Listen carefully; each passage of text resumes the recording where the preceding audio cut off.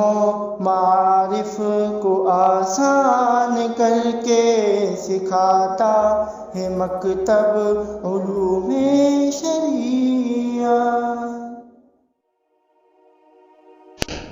السلام علیکم ورحمۃ اللہ وبرکاتہ۔ پہلا پارہ۔ اس پارے میں 2 صورتیں ہیں۔ نمبر 1 سورہ فاتحہ مکمل، نمبر 2 سورہ بقرہ کی 141 آیات۔ سورہ فاتحہ میں 3 باتیں یہ ہیں۔ نمبر 1 اللہ تعالیٰ کی 4 صفات: رب، رحمان، رحیم، مالک۔ نمبر 2 عبادت کرنے اور مدد مانگنے کے لائق ذات صرف اللہ ہی کی ہے۔ نمبر 3 سیدھے راستے پر چلنے کی دعا اور غلط راستے سے بچنے کی دعا۔ سورہ بقرہ کی 141 آیات میں 5 باتیں یہ ہیں: اقسام انسان، اعجاز قرآن، قصہ آدم علیہ السلام، احوال بنی اسرائیل، قصہ ابراہیم علیہ السلام۔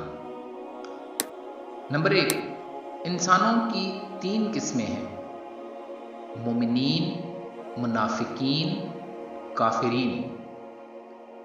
مومنین کی 5 صفات مذکور ہیں: غیب پر ایمان لانا، نماز قائم کرنا، خرچ کرنا، آسمانی کتابوں پر ایمان اور آخرت پر یقین۔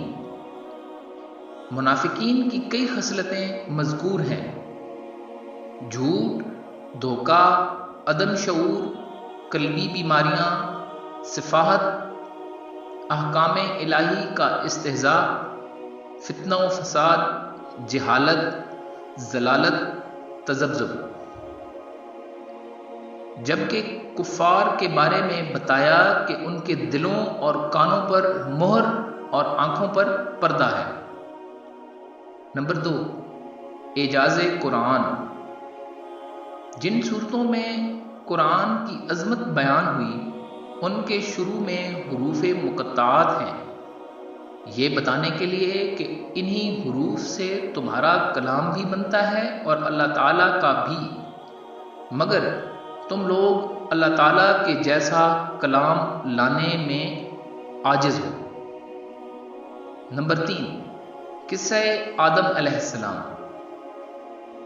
اللہ تعالیٰ کا آدم علیہ السلام کو خلیفہ بنانا، فرشتوں کا انسان کو فسادی کہنا، اللہ تعالیٰ کا آدم کو علم دینا، فرشتوں کا اقرار عدم علم کرنا، فرشتوں سے آدم علیہ السلام کو سجدہ کروانا، شیطان کا انکار کرنا پھر مردود ہو جانا، جنت میں آدم و حوا علیہ السلام کو شیطان کا بہکانا اور پھر انسان کو خلافت ارض عطا ہونا۔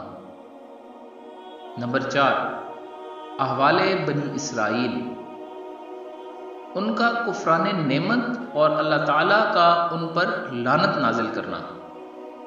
نمبر 5 قصہ ابراہیم علیہ السلام۔ حضرت ابراہیم علیہ السلام کا اپنے بیٹے کے ساتھ مل کر خانہ کعبہ کی تعمیر کرنا اور پھر اللہ تعالیٰ سے اسے قبول کروانا اور پھر توبہ و استغفار کرنا۔ علوم و معارف کو آسان کر کے سکھاتا ہے مکتب علوم شریعت۔